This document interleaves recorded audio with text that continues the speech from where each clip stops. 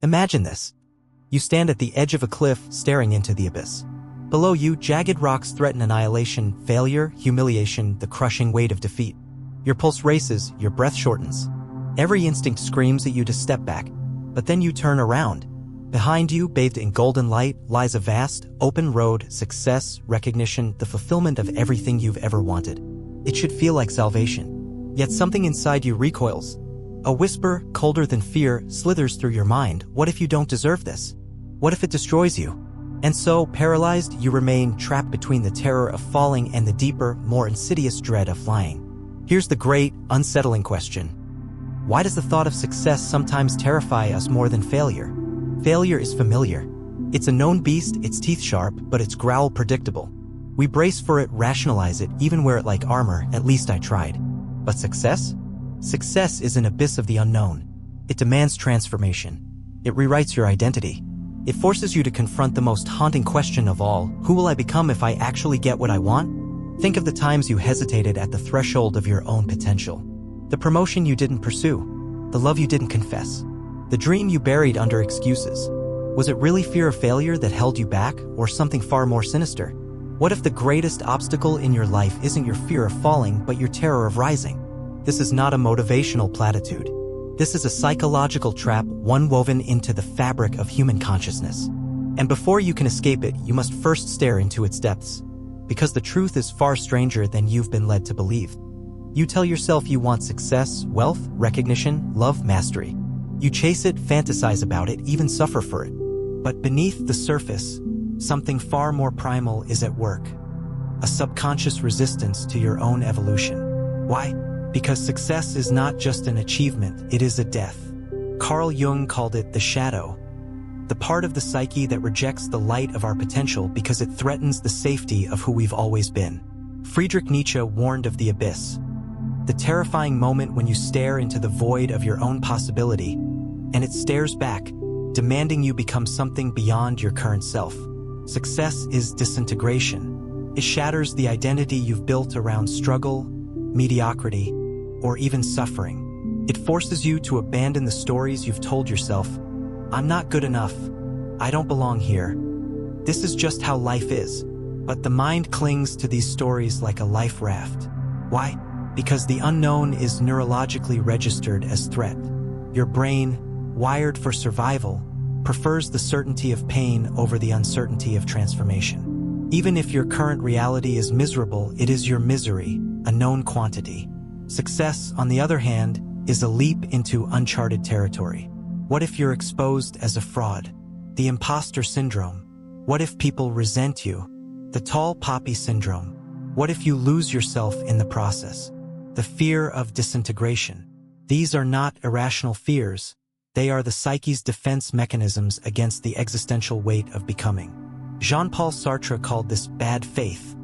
The lies we tell ourselves to avoid the terrifying freedom of our own potential. Viktor Frankl observed that humans would rather cling to suffering than face the vacuum of meaning that arises when they no longer have an excuse not to shine. And so, we self-sabotage. We procrastinate. We settle. We choose the comfort of known limits over the terror of infinite horizons. But this is not just personal, it is cultural. Society rewards the pursuit of success more than success itself. The underdog is romanticized. The victor is scrutinized. We are conditioned to fear the consequences of rising too high, lest we lose our roots, our humility, our humanity. Yet the greatest tragedy is not that we fear success. It's that we mistake this fear for wisdom. And the cost of this illusion is far greater than you realize. The fear of success does not announce itself.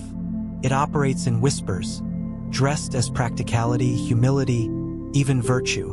But its effects are devastating. Consider the writer who never finishes their novel, not because they fear rejection, but because they dread the expectations that come with acclaim. The entrepreneur who stalls at the brink of expansion, terrified that growth will expose their inadequacy. The artist who self-destructs after their first taste of recognition, unable to reconcile their newfound identity with the struggling outsider they once were. These are not failures of effort or talent.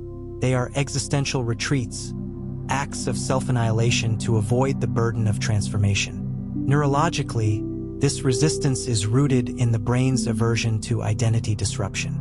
Studies on cognitive dissonance reveal that when our actions threaten our self-concept, the mind rebels, either by altering behavior or rationalizing stagnation. Success forces an update to your internal narrative, and the psyche often prefers deletion over editing. Culturally, we reinforce this through the martyrdom of struggle. Society romanticizes the grind, the hustle, the starving artist mythos, as if suffering were a prerequisite for authenticity. We distrust those who rise too quickly, as if ease invalidates worth.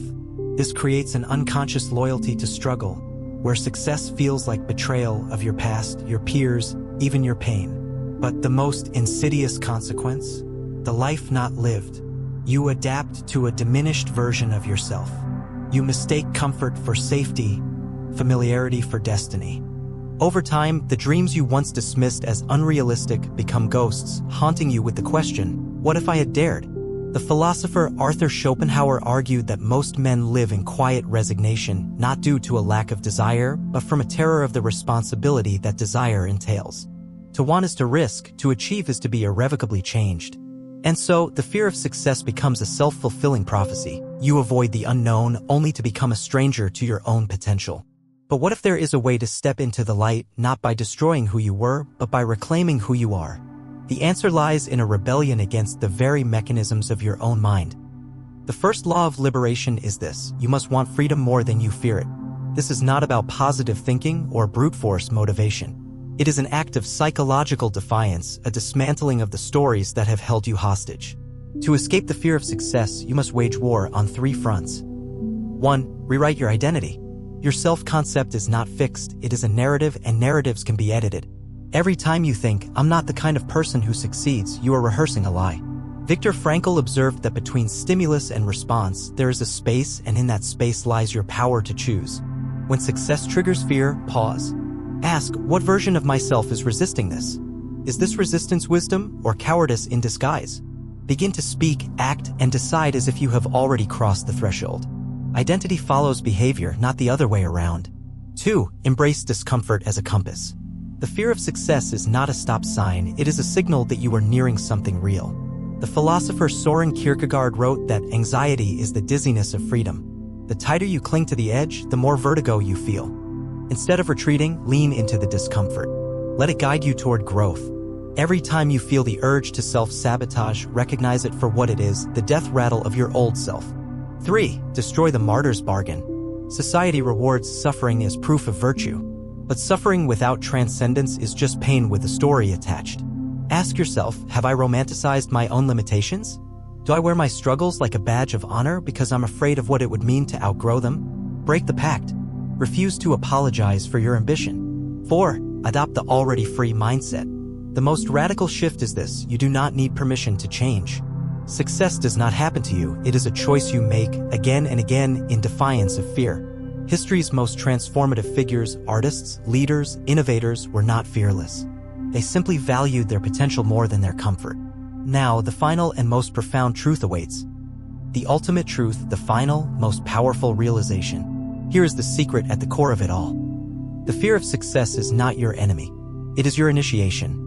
Every great metamorphosis in nature, the caterpillar dissolving in its chrysalis, the snake shedding its skin, requires a disintegration of the old form. Your terror is not a sign of weakness, but of impending evolution. The question is not, how do I eliminate fear, but what does this fear reveal about who I am becoming? When you stand at the edge of your potential, trembling, remember, the fear is not a wall, it is the doorway.